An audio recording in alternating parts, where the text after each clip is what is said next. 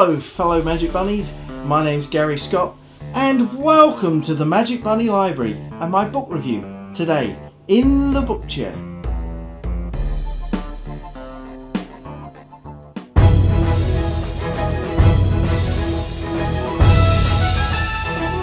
We travel back in time to the golden era of magic and the publication that has completely changed my outlook on conjuring. This is The Dramatic Art of Magic by Louis C. Haley.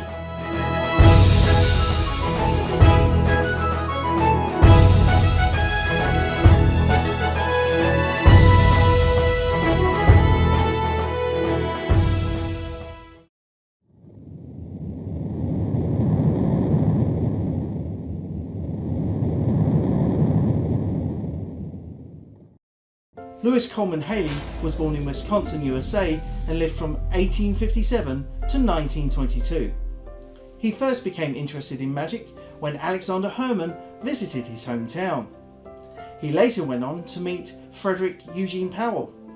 Although Haley was infamous later in life for being a magic dealer and piano teacher, he was also a Lyceum and Chautauqua magician.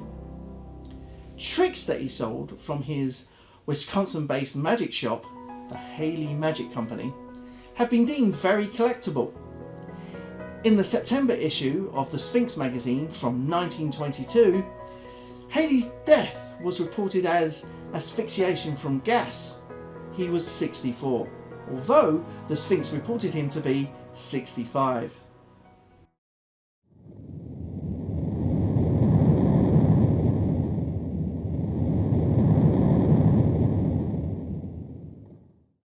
In Genie magazine from October 1936, you will find Haley's reverse card. But his better known book, published in 1910, The Dramatic Art of Magic, was infamous for highlighting the failings of the magician as an entertainer and was subtitled A Series of Artistic Conjuring Experiments Fully Explained in Detail and Supplemented by a Preachment upon the Art in the Form of Original Essays upon the Subject, The Actor Magician. Now that's a title. Opposite the profile picture is the title page, where we see a sticker that places this book's point of origin at Hamley's Magical Saloons. Not much is known about Hamley's Magical Saloons, except that they were two rival shops to the original Hamleys that were owned by William Hamley's brother Francis. One of the stores was located next to the original Hamleys on High Holborn, but was closed after a fire in 1901. The other took over from Bland's Magical Palace of Conjuring, Wonders and Puzzlement.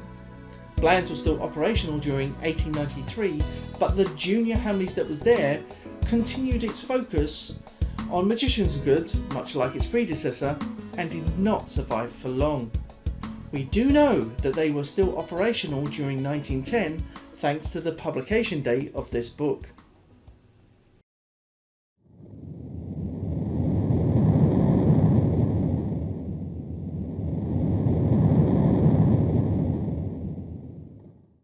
Although very thin, for a magic book of the time, running at only 74 pages, I consider this to be the greatest book on magic ever written. It's divisible by three main sections. The first being the effects as used by Louis C. Haley on stage, entitled High Class Conjuring, followed by the Actor Magician essays that have changed my perception on magic and show the true failings of the modern magician. The third section is dedicated to the wit and humour of the time. Upon opening the book, you'll find a profile shot of Louis C. Haley, yet there are no trick illustrations throughout. You'll be pleasantly surprised by the text. It's simple, clear to understand and not too antiquitous.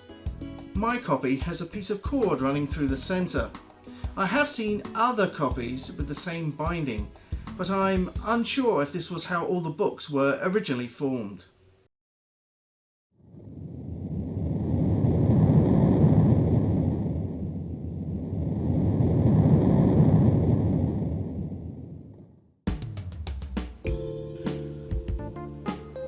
Working past the title page, which we've already seen, we see Louis C. Haley's dedication to his mother, who was his lifelong encouragement to pursue magic. Looking down the contents list, we can see that there are some classic stage illusions on offer, which we'll get to in a moment. We begin with the preface, where Haley tells us that no pattern for the effects have been included, as that should be left to the individual. The prologue gives us a possible origin of the word magi or magic and the origin of black or white magic. The first illusion on offer is Gloves to Pigeon, which can be seen being performed by Lance Burton in his Candles and Doves act. There are several billiard ball variations here, followed by some unique handkerchief magic. A few items are published in regards to magic with eggs, coffee, milk and sugar. A burnt and restored banknote routine plus an original savant idea conclude part 1. Part 2 is the start of the actor magician essays.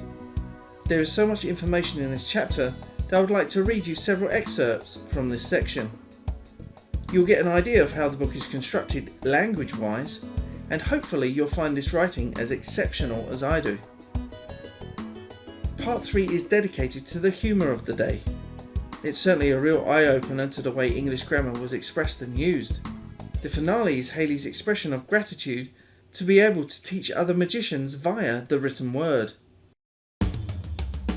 As per the norm for books of this era, the back is adorned with all kinds of advertisements for various magical products, makers, publications and stores.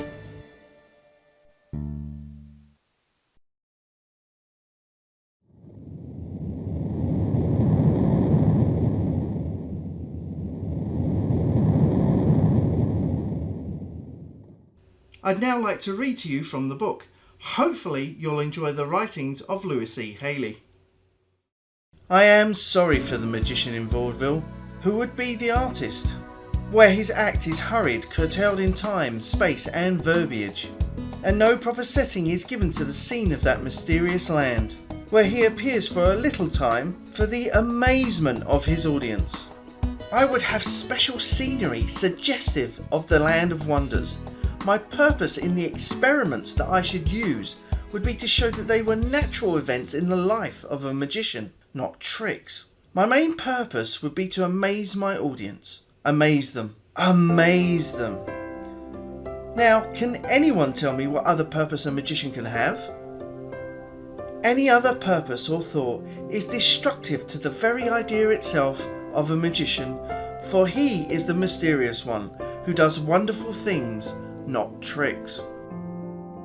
I should cut out patter and gags, and the lines used would be sensible and serious as any drama, and the performer, if he is sensible to the high requirements of his fine art, must play the part of the magician, a strange, inexplainable personage who has been seen and known of all lands.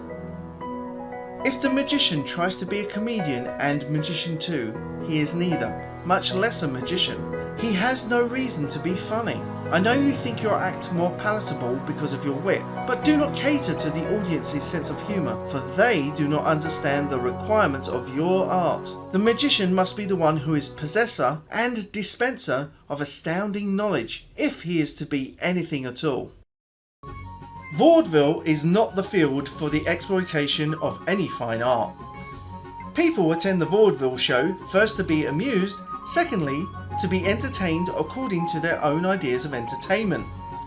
The up-to-date manager, astute and crafty, has sensed their desires and tastes, and we have the vaudeville show, that which includes any and all in the same performance, where we see the blackface monologist, the artist violinist, the knockabout acrobat, the musical act, trained dogs, monkeys and ponies, the actor magician, and the sketch. Think of it. All at one time on the same stage. Whoever performs there in these lines is sacrificing his art and doing it irreparable damage. If the magician cannot possess a complete show of his own, but must of necessity go on before or after the dogs and ponies, let him at least try to be the actor magician, as I shall try to suggest that he should be in his caricatured position. People nowadays are beginning to look upon the magician as one who can especially amuse the children. I think one reason for this attitude on part of the public is the fact that the magician has lost the dignity of his calling and is in imminent danger of seeing his self-respect go with it.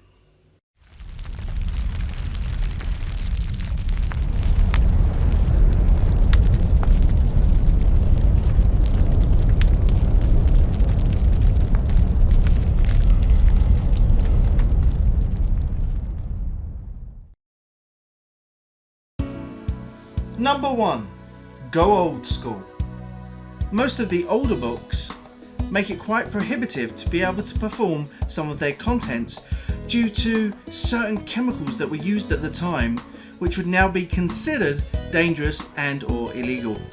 Some of those books also contain props that require specialised construction by craftsmen that can work with wood, steel and even glass. In fact, if you take a look at the commercials at the rear of the book, you will find that a complete production service was available.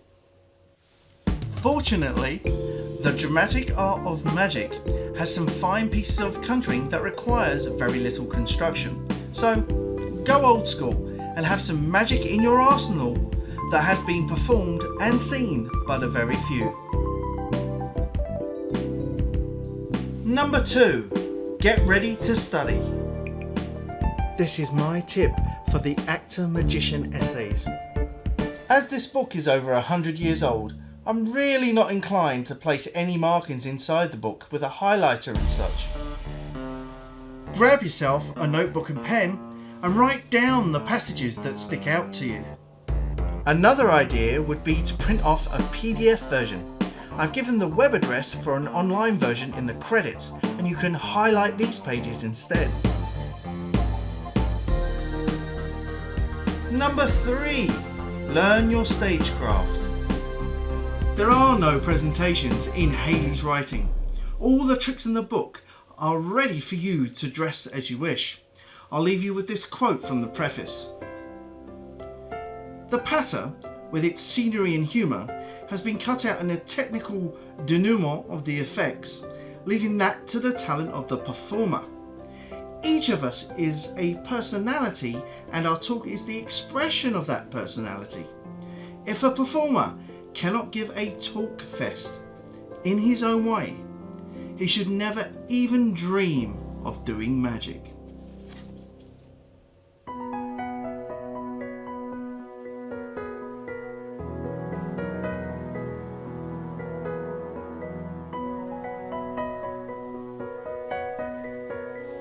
Just think, the problems we see in magic today began over 100 years ago. This book tells us why magic is no longer the golden entertainment it once was. Only we magicians can change this. There once was a time when secrets were secrets and the student had a master. Although very old school thinking, this is one of the keys to success in bringing dignity back to magic. So get out of the private parties and living rooms. Get back on stage, own it, learn your stagecraft and make magicians the forefront of entertainment once more. Within these pages of the finest book ever published on the art of magical performance, you will find the formula for making a magic show as revered as any Shakespearean tragedy. This is Gary Scott, finally closing the book on the dramatic art of magic.